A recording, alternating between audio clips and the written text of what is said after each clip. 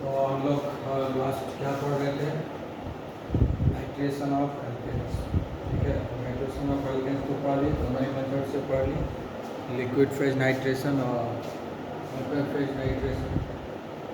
तो हमने एक कार्बन, दो कार्बन, तीन कार्बन तक का एल्केन को हमने नाइट्रो एल्केन में कन्वर्ट किया। जैसे जैसे नंबर ऑफ कार्बन बढ़ा, जब हम phase nitration, vapour phase nitration जब करते हैं तो इसमें नंबर ऑफ कार्बन जितना था उतना का कम से कम उतना तो ज़रूर बन रहा है नाइट्रो एल्केन। लेकिन जब लिक्विड फेज नाइट्रेशन करते हैं तो सिर्फ और सिर्फ एक ही जो है नाइट्रेशन प्रोडक्ट बनेगा, एक ही नाइट्रो प्रोडक्ट बनेगा, ये ध्यान रखना। ठीक है, तो हम लोग यहाँ पर केमिकल प्रॉपर्टीज ऑफ एल्केन में पढ़ लिए इसको, है ना। नाइट्रेशन ऑफ एल्केन कराए थे ना। अब इसी चीज़ को हम लोग फिर क्लास 12 में पढ़ेंगे, प्रिपरेशन ऑफ नाइट्रो एल्केन। ठीक है ना, फिर क्लास 12 में हम इसी चीज़ को पढ़ेंगे। यही चीज़ पढ़ना है क्लास 12 में। तो ये कहाँ पढ़ेंगे? Preparation of nitro alkene.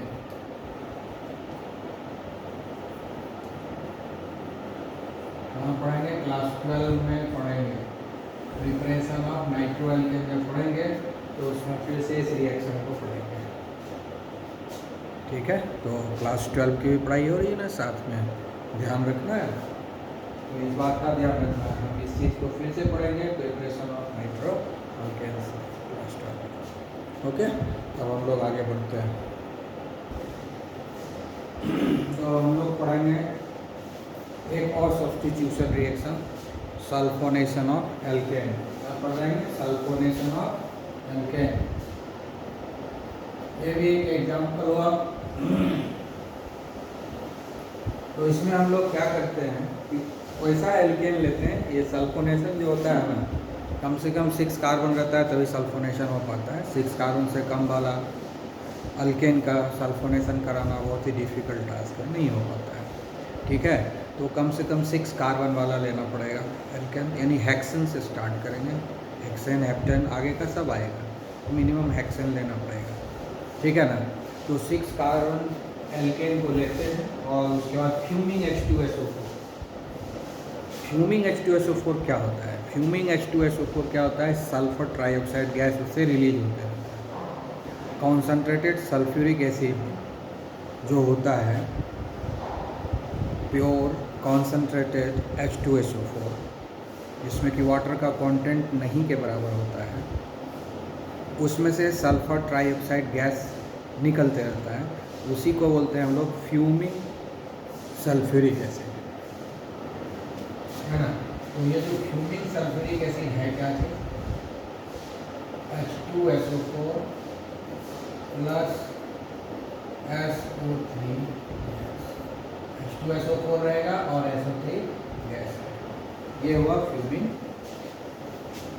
Sulphuric acid. तो याद रखना है, कॉन्सनट्रेटेड H2SO4 से जब सल्फर ट्राइऑक्साइड गैस निकलते रहेगा, वेपर निकलते रहेगा सल्फर ट्राइऑक्साइड गैस का, तो इसको हम लोग फ्यूमिंग सल्फ्यूरिक एसिड, है ना। नया नया जब आता है तुरंत जो बना हुआ रहता है सल्फ्यूरिक एसिड, जो हाईली कॉन्सनट्रेटेड होता है, वो फ्यूमिंग ही रहता है, उससे सल्फर ट्राइऑक्साइड गैस का वेपर निकलते रहता है। ठीक है, ये होता क्या है, क्या रिएक्शन? जैसे कि हम लोग लेते हैं एल्केन, कम से कम हेक्सेन तो लेना पड़ेगा ना। ठीक है, 1 2 3 4 5 6, ये हो गया नॉर्मल हेक्सेन। अब सब जगह हम हाइड्रोजन नहीं लिखेंगे, सिर्फ लास्ट वाले में हम हाइड्रोजन लिखेंगे, है ना। लास्ट वाला कार्बन से ही जो है रिएक्शन करता है, इसलिए हम सिर्फ उसी को लिख रहे हैं। यहाँ पर क्या होगा? फ्यूमिंग H2SO4 है, फ्यूमिंग H2SO4 को लिख सकते हैं H2SO4 प्लस SO3। ये हो गया फ्यूमिंग H2SO4। हीट करना है कितना? Several hours. तो क्या बन जाएगा? 1 2 3 4 5 6।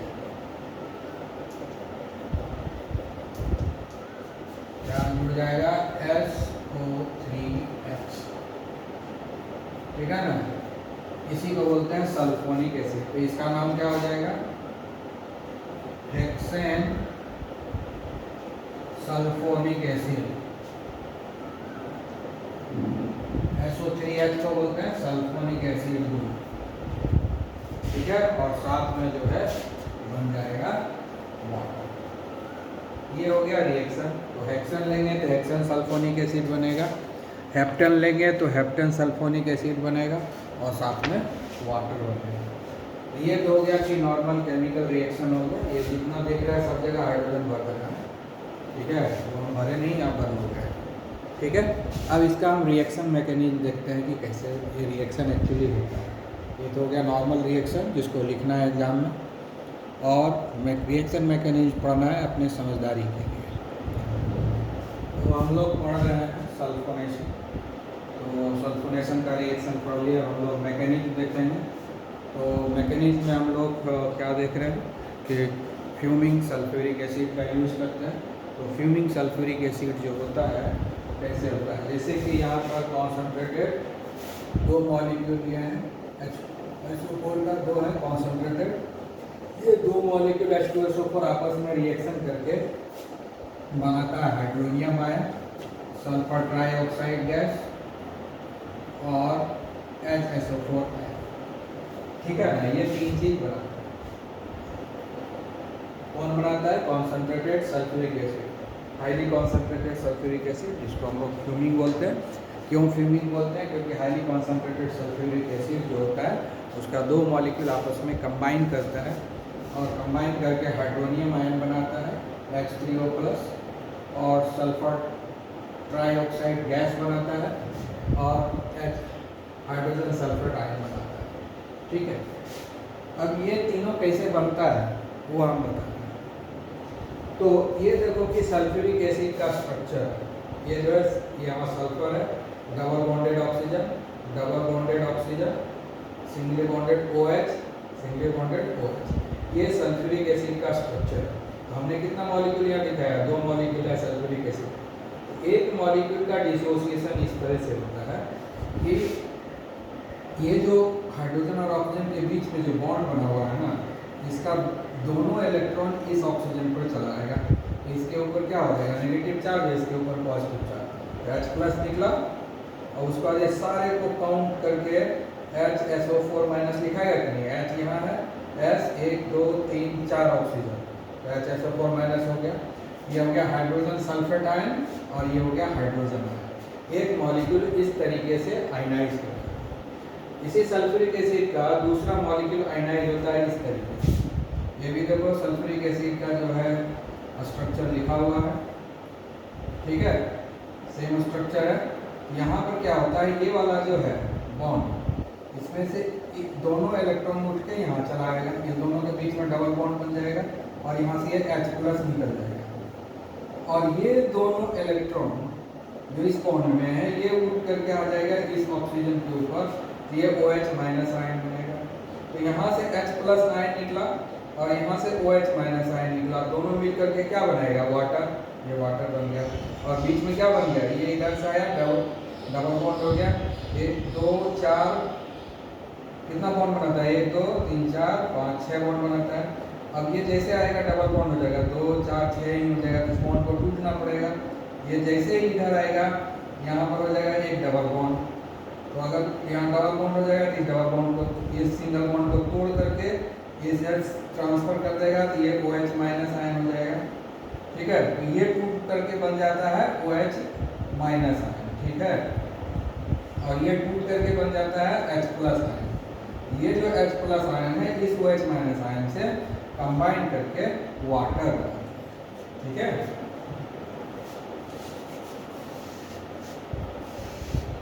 तो यहाँ से H+ आयन निकलेगा, और ये H+ आयन इस OH- आयन से कंबाइन कर जाएगा और वाटर बना देगा, और बच जाएगा SO3 1 2 3 SO3 गैस मिलेगा, ठीक है।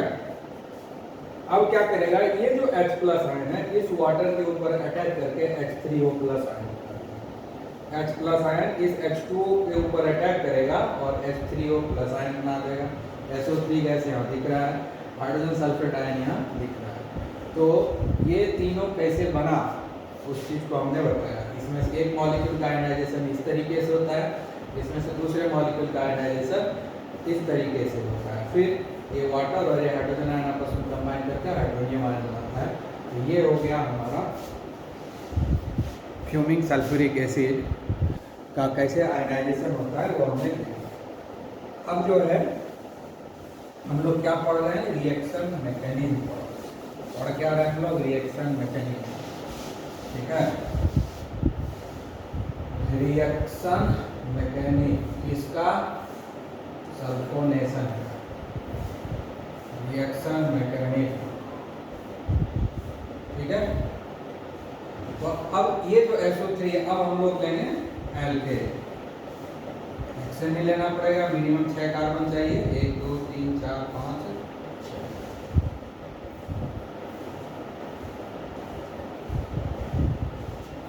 यहाँ पर तीनों हाइड्रोजन दिखा देते हैं, बाकी हाइड्रोजन अपने आप दिखाओगे। अब यहाँ क्या करेगा ये अब यहाँ पर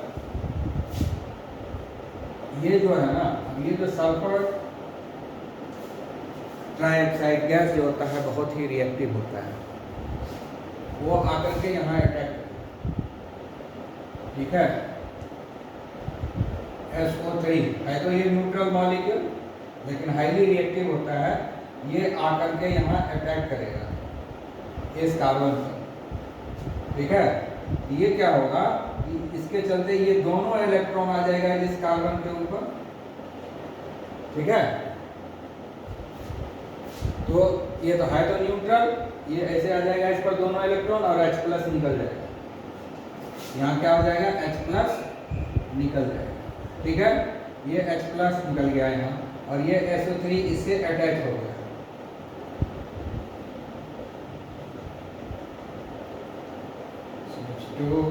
CH2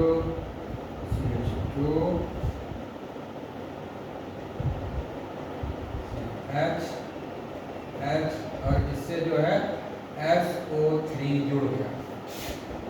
ये आकर के इसके ऊपर अटैक किया, इधर से गया हुआ था 2 इलेक्ट्रॉन था, तो उस दोनों इलेक्ट्रॉन के चलते ये जो है बॉन्ड बना लिया कार्बन के साथ, जिसके चलते इस सल्फर के ऊपर नेगेटिव चार्ज आ जाएगा, क्योंकि ये तो न्यूट्रल है। और ये जो दोनों इलेक्ट्रॉन ट्रांसफर हुआ इस कार्बन के ऊपर, उसके चलते ये दोनों के बीच में बॉन्ड बना, इसलिए सल्फर के ऊपर एक हो जाएगा नेगेटिव चार्ज। ठीक है, ये बन गया। अब ये जो H प्लस यहाँ रिलीज हुआ था वो उसके ऊपर अटैक करेगा।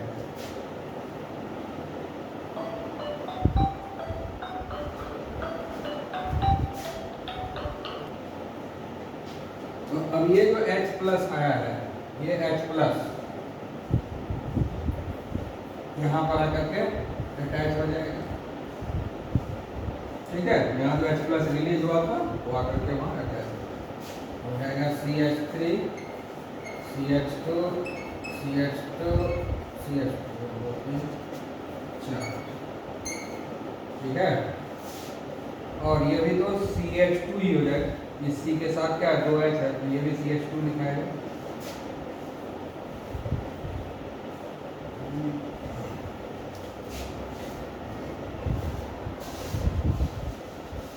अब जगह नहीं है इसलिए थोड़ा हम शॉर्टकट अपना है। ये हो गया CH3, उसके बाद 1 2 3 4 को CH2 है, 1 2 3 4 CH2, इसलिए हम लिख देते हैं CH2 होल 4। ठीक है, इसके बाद ये CH2 बच रहा है, ये हो गया CH2 SO3H। ये H जो है इस SO3 के साथ अटैच हो गया और बन गया हेक्सेन सल्फोनिक एसिड। तो ये हो गया रिएक्शन मैकेनिज्म, इस तरीके से रिएक्शन होता है। ठीक है, तो बाकी का भी एग्जाम्पल लेकर के सल्फोनेशन आप दिखा दोगे, सेम वे में होगा। बहुत सिंपल मैकेनिज्म है, बहुत दिक्कत भी नहीं है इसमें। तो अभी तक हम लोग पढ़ रहे थे सब्स्टिट्यूशन रिएक्शन ऑफ एल्केन, है ना। हम लोग एल्केन का सब्स्टिट्यूशन रिएक्शन पढ़ रहे थे, हो गया कंप्लीट। अब कुछ स्पेशल रिएक्शन होता है उसको हम लोग पढ़ रहे हैं, ठीक है। तो इसमें से एक है ऑक्सीडेशन ऑफ एल्केन। तो ऑक्सीडेशन ऑफ एल्केन जो होता है वो दो तरह का होता है। एक होता है कंबशन, COMBUSTION, ठीक है, combustion reaction, and another is controlled oxidation. दो तरह का ऑक्सीडेशन होता है, कंबशन एंड कंट्रोल्ड ऑक्सीडेशन। तो कंबशन क्या है? कंबशन रिएक्शन है, कंबशन मीन्स बर्निंग, है ना। कंबशन और बर्निंग, कंबशन मीन्स बर्निंग। जब किसी चीज़ को जलाते हैं तो उसको हम लोग कंबशन रिएक्शन कहते हैं। क्योंकि बर्निंग में क्या होता है, कंबशन में क्या होता है कि इसमें तो जो प्रोडक्ट बनता ही है, साथ में हीट एनर्जी या लाइट एनर्जी, किसी भी कोई एनर्जी रिलीज होता है। हीट एनर्जी, लाइट एनर्जी दोनों ही रिलीज होता है। तो इसीलिए इसका स्पेशल नाम दिया गया है कंबशन रिएक्शन। वैसा ऑक्सीडेशन रिएक्शन जिसमें हीट एनर्जी रिलीज हो उसको कंबशन रिएक्शन हो, ठीक है ना। तो कंबशन रिएक्शन क्या, कौन सा रिएक्शन है? Oxidation, oxidation reaction accompanied with release of heat and light energy, ठीक है। तो कंबशन रिएक्शन क्या है? वैसा ऑक्सीडेशन रिएक्शन है जिसमें heat energy and light energy release होता है। ये तो एक्सोथर्मिक हो गया, मतलब कंबशन रिएक्शन क्या हो गया? ये एक्सोथर्मिक हो गया। तो ये क्या है? कंबशन रिएक्शन क्या हो गया? एक्सोथर्मिक हो गया। लेकिन बहुत ही इंटरेस्टिंग फैक्ट ये है कि ये जो कंबशन रिएक्शन को स्टार्ट करने के लिए हमको एनर्जी सप्लाई करने की ज़रूरत है। इस रिएक्शन अपने आप इनिशिएट नहीं होता है। ये combustion reaction huge quantity of heat energy, light energy ज़रूर रिलीज करता है, लेकिन स्टार्ट करने के लिए हमको एनर्जी देना पड़ता है। जैसे लकड़ी को जलाना है तो उसको मैच बॉक्स से उसको जलाते हैं, है ना। गैस को जलाना होता है तो उसको हम इग्नाइट करते हैं, ठीक है ना।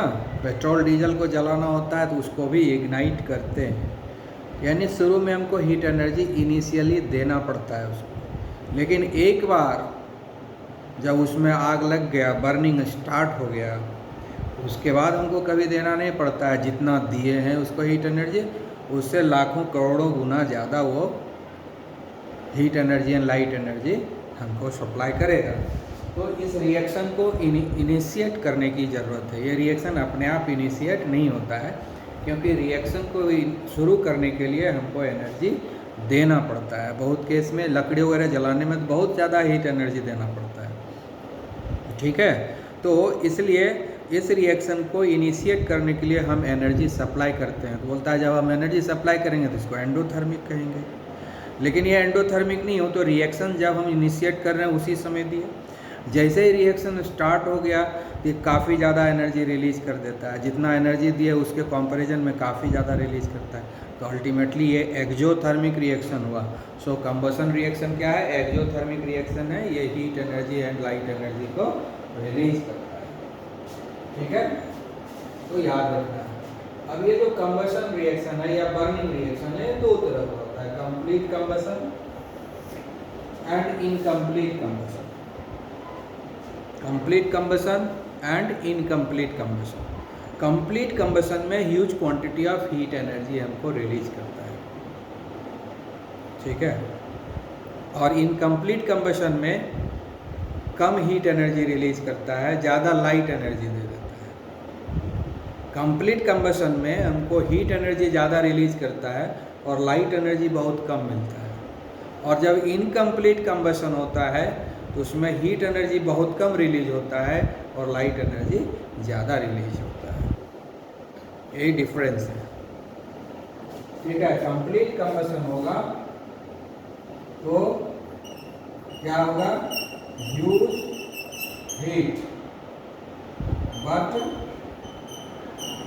less light energy, use heat energy release होगा लेकिन लेस लाइट एनर्जी, और इनकम्प्लीट कंबशन होगा तो less heat energy but use light energy. ये डिफरेंस है दोनों में। इससे पॉल्यूशन नहीं होता है, इनकम्प्लीट कंबशन से पॉल्यूशन होता है क्योंकि इसमें कार्बन मोनोऑक्साइड रिलीज होता है। ठीक है, तो ये डिफरेंस है इस दोनों में। और भी आगे देखें क्या डिफरेंस है। कंप्लीट कंबशन का हम लोग पहले लिखे, हम लोग कंप्लीट कंबशन के लिए जो है रिएक्शन को लिखते हैं। तो जैसे मान लो कि हम CH4 लिए मीथेन, इसका कंबशन रिएक्शन कराएंगे तो किससे रिएक्शन कराएंगे, हम ऑक्सीजन से रिएक्शन कराएंगे। क्या बनाएगा, कार्बन डाइऑक्साइड बनाएगा और वाटर बनाएगा। जितना कार्बन रहेगा उतना ही कार्बन डाइऑक्साइड बनेगा। 1 मोल कार्बन है और इसको हमको बैलेंस होगा। 4 हाइड्रोजन है, 2 दे दिए, 4 हाइड्रोजन हो गया। अब ऑक्सीजन को बैलेंस करना होगा। इधर ऑक्सीजन 2 और 2 4 है, और इधर क्या है 2 ही है, तो 2 से मल्टीप्लाई करिए। ठीक है, और इसके साथ ये हीट एनर्जी रिलीज करेगा। कितना रिलीज करेगा, 800 किलो जूल पर मोल।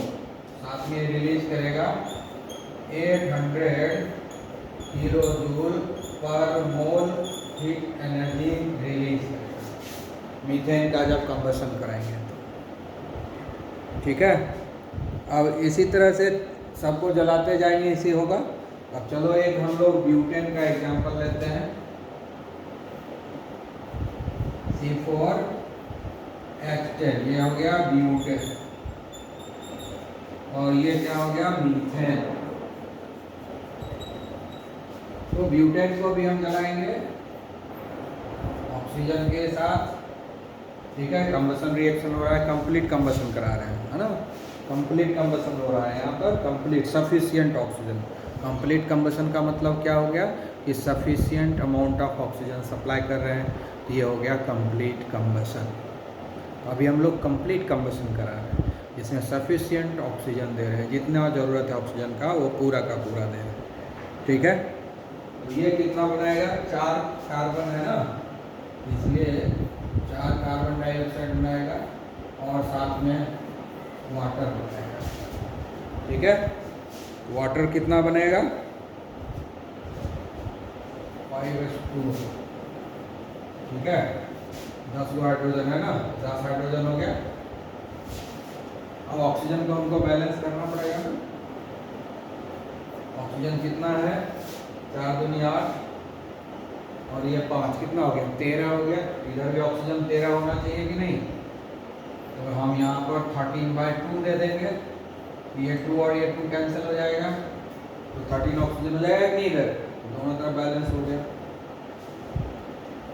तो नंबर ऑफ कार्बन ज़्यादा है तो नंबर ऑफ कार्बन डाइऑक्साइड भी ज़्यादा रिलीज होगा, और साथ में हीट एनर्जी भी ज़्यादा रिलीज होगा। इसमें हीट एनर्जी रिलीज कितना होगा, 2876 किलो जूल पर मोल। ठीक है, एक कार्बन था तो कितना एनर्जी मिला, 800 किलो जूल, और जब 4 कार्बन है तो 2876 किलो जूल हमको एनर्जी रिलीज करके दे रहा है। तो जैसे जैसे नंबर ऑफ कार्बन बढ़ता जाएगा एनर्जी ज़्यादा से ज़्यादा रिलीज होगा। ठीक है, तो ये है एक्सोथर्मिक रिएक्शन, कंप्लीट कंबशन हो रहा है। ठीक है, तो इस तरीके से अगर हम लोग देखेंगे तो इन जनरल एक हम लोग बनाएंगे, तो अल्केन है ना, इसीलिए अब ये दोनों को देख करके हम एक इन जनरल बना लेते हैं फॉर्मूला, CnH2n+2, यही है ना एल्केन का फॉर्मूला। अल्केन का फॉर्मूला यही है, CnH2n+2, यही तो फॉर्मूला है। इसका रिएक्शन हम लोग करवाएंगे ऑक्सीजन से, तो कितना ऑक्सीजन लगता है, ठीक है, कितना ऑक्सीजन लगता है।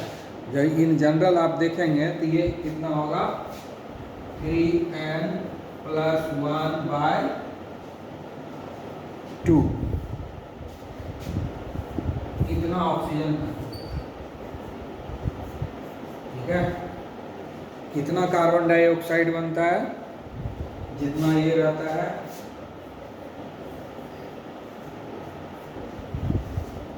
और कितना वाटर बनता है, ठीक है, 1 ज़्यादा, ठीक है ना। यहाँ 1 है तो वाटर कितना बना, 2 मॉलिक्यूल। यहाँ पर 4 कार्बन है तो वाटर कितना बना, 5 मॉलिक्यूल, 1 ज़्यादा, n+1 वाटर बनता है। तो इन जनरल हम इस तरह से लिख सकते हैं। अब देखो ये भी आ जाएगा इस फॉर्मूला, यहाँ पर n का वैल्यू कितना है, 1, n का वैल्यू 1 देंगे तो C हो जाएगा, 1 का वैल्यू यहाँ दे दिखाएंगे तो 2 क्या हो जाएगा, 4CH4 आएगा कि नहीं। उसका बाद 2O2 आ जाएगा, n का वैल्यू 1 बिठाएंगे, n का वैल्यू 1 बिठाएंगे तो क्या हो जाएगा, 3 + 1/2, 4/2, तो क्या होगा, 2 होगा कि नहीं, 2O2 आया कि नहीं। तो इन जनरल सारे एल्केन के लिए ये जनरल फॉर्मूला यूज कर सकते हैं, ठीक है। तो इन जनरल है ये वाला फॉर्मूला, कोई भी एल्केन का बैठा दो, नंबर ऑफ कार्बन पता है यहाँ बैठा दो, उसके हिसाब से सारा अपने आप बैलेंस केमिकल इक्वेशन तैयार हो जाएगा। अब जैसे इसके लिए देंगे तो यहाँ पर 4 दे देंगे तो C4 हो गया, 4 यहाँ देंगे तो 4 2 जाए 8 + 2 10 हो गया, H10 हुआ, H10 है कि नहीं। उसके बाद देखो 13/2 हम यहाँ लिखें। अब n का वैल्यू कितना ले रहा है, 4 ले रहा है ना, तो ये कितना हो जाएगा, n का वैल्यू 4 तो 4 × 12 + 1 कितना हो जाएगा, 13, 13/2, 13/2 है कि नहीं, ठीक है। n का वैल्यू 4 है ना, यहाँ पे n का वैल्यू 4 दे देंगे, और CO2 आ गया कि नहीं, यहाँ पर 5 है, यहाँ क्या होगा, 4 + 1 होगा। तो ये एक जनरल फार्मूला है कंप्लीट कंबशन ऑफ एल्केन के लिए। कंप्लीट कंबशन ऑफ एल्केन का ये एक जनरल फार्मूला है, इसको हम लोग यूज करेंगे। अब हम लोग इनकम्प्लीट कंबशन को जरा देखते हैं, ओके। अब हम लोग जाएंगे इनकम्प्लीट कंबशन के लिए लिखेंगे। कंप्लीट कंबशन में क्या देते हैं हम लोग, सफिशिएंट ऑक्सीजन देते हैं, sufficient oxygen is given. Complete combustion में हम लोग सफिशिएंट ऑक्सीजन सप्लाई करते हैं। और इनकम्प्लीट कंबशन में क्या होता है, इनकम्प्लीट कंबशन में इनसफिशिएंट ऑक्सीजन सप्लाई करते हैं, इनसफिशिएंट ऑक्सीजन सप्लाई करते हैं। इसीलिए इसका रिएक्शन कैसा होगा, जैसे कि हम लोग मीथेन लिए, ये गैस में है, इसका रिएक्शन हम लोग ऑक्सीजन से कराए,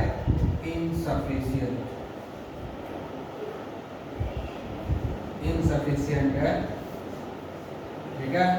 ये हो गया इनकम्प्लीट ऑक्सीडेशन, ठीक है।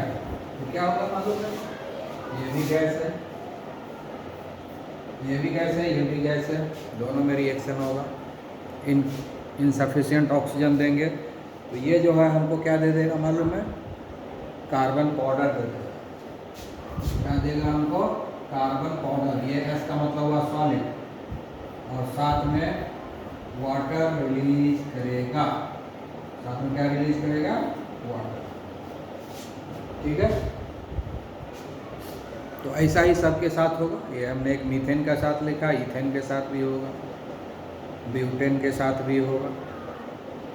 ये less amount of heat energy release करेगा, more amount of light energy release करेगा, क्योंकि इसमें अनबर्न्ड कार्बन ये रिलीज होगा। ये अनबर्न्ड कार्बन है जो हीट एनर्जी के प्रेजेंस में चमकता है येलो येलो, इसलिए ये येलो लाइट देगा। और ये कार्बन पाउडर है, ये रिलीज होगा। इसी को हम लोग कालिख बोलते हैं, इसी को हम लोग नॉर्मल लैंग्वेज में क्या बोलते हैं, कालिख बोलते हैं। और साइंटिफिकली इसको बोलते हैं कार्बन ब्लैक। कार्बन ब्लैक इसी को हम लोग काजल बनाने के लिए यूज करते हैं, इसी को यूज़ करते हैं ब्लैक इंक बनाने के लिए। इस पाउडर का यूज करते हैं ब्लैक एंड वाइट प्रिंटर में, लेज़र प्रिंटर में इसको यूज़ किया जाता है। तो ये इनसफिशिएंट, जब ऑक्सीजन सप्लाई करेंगे तो इनकम्प्लीट कंबशन होगा और ये कार्बन ब्लैक प्रोड्यूस होगा, साथ में वाटर प्रोड्यूस होगा। ये हो गया हमारा कंबशन रिएक्शन। और साथ में हीट एनर्जी रिलीज करेगा, साथ में क्या करेगा, हीट और लाइट एनर्जी रिलीज करेगा। ये combustion, heat and light energy अगर रिलीज नहीं करेगा तब तो ये कंबशन रिएक्शन नहीं होगा, तब तो प्योर ऑक्सीडेशन रिएक्शन हो जाएगा। ठीक है, मतलब जितना भी कंबशन रिएक्शन है वो सब के सब ऑक्सीडेशन रिएक्शन है। जितना भी कंबशन रिएक्शन है सब के सब ऑक्सीडेशन रिएक्शन है, क्योंकि ऑक्सीजन से रिएक्शन हो रहा है। लेकिन सारा ऑक्सीडेशन रिएक्शन कंबशन रिएक्शन नहीं हो सकता है। कुछ ही ऑक्सीडेशन रिएक्शन कंबशन रिएक्शन होता है जिसमें heat and light energy release होता है, वही कंबशन होगा। बाकी ऑक्सीडेशन रिएक्शन जिसमें heat and light energy release नहीं होता है वो कंबशन रिएक्शन नहीं है। ओके।